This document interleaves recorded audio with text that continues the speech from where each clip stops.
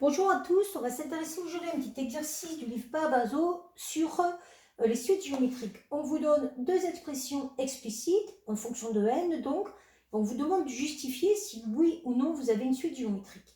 Alors, on va prendre déjà la première suite. Alors, je vous fais un petit rappel de cours pour montrer qu'une suite est géométrique. Concrètement, ça veut dire que vous passez d'un terme au suivant en multipliant par un nombre fixe, donc Vn plus 1, c'est égal à Vn fois Q pour n entier, ou à partir d'un certain rang en tout cas.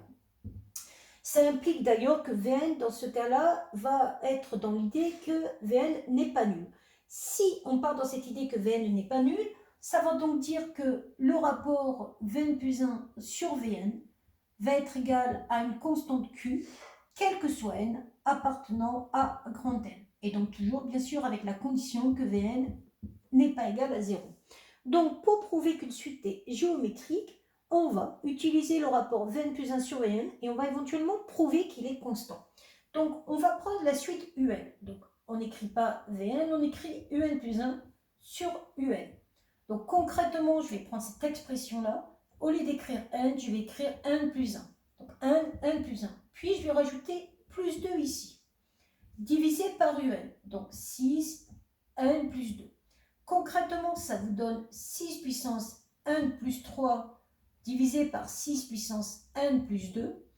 Propriété des puissances, il suffit de soustraire les puissances pour arriver à la simplifier. Donc, ça va me donner 6 puissance 1 plus 3 moins n moins 2. Donc, 6 puissance 1 égale 6. On voit bien que vous avez un rapport Un plus 1 sur n qui est constant quel que soit n. C'est QFD. On a bien une suite géométrique.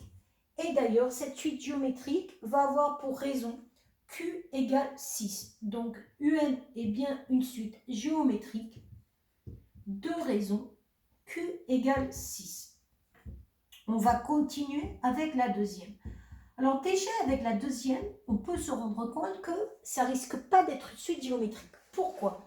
Parce que quand vous avez une suite géométrique, les deux formules que vous connaissez explicite, c'est soit en commençant par V0, donc on multiplie par Q une fois, deux fois, trois fois, n fois, donc V0 fois Q puissance n, soit en commençant à V1, et dans ce cas, il y a un décalage de 1, c'est pour ça que c'est n moins 1.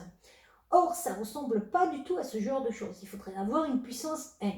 Sauf que vous ne pouvez pas dire, ça ne ressemble pas à la formule, donc c'est comme ça que je prouve. Comment on va prouver que ce n'est pas une suite géométrique? Tout simplement en calculant les trois premiers termes, en se rendant compte qu'on ne peut pas passer d'un terme au suivant en multipliant toujours par le même nombre. Exemple, vous voyez ici que j'ai V0, je le calcule. 5 fois 0 au carré, moins 1. Ça fait moins 1. V1, 5 fois 1 au carré, moins 1. 5 fois 1 au carré, ça fait 5. 5 moins 1, 4. V2, 5 fois 2 au carré, moins 1. 2 au carré, 4. 5 fois 4, 20. 20 moins 1, 19. Là, si j'avais une suite géométrique, je multiplierais toujours par le même nombre Q. Or, pour trouver ce rapport, je vais d'abord faire V1 sur V0. J'obtiens 4 sur moins 1, moins 4.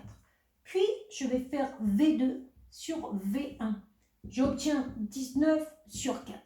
Or, vous voyez bien que ces deux expressions ne sont pas les mêmes. Donc, ces deux rapports sont différents.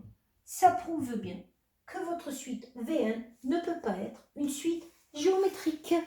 Voilà.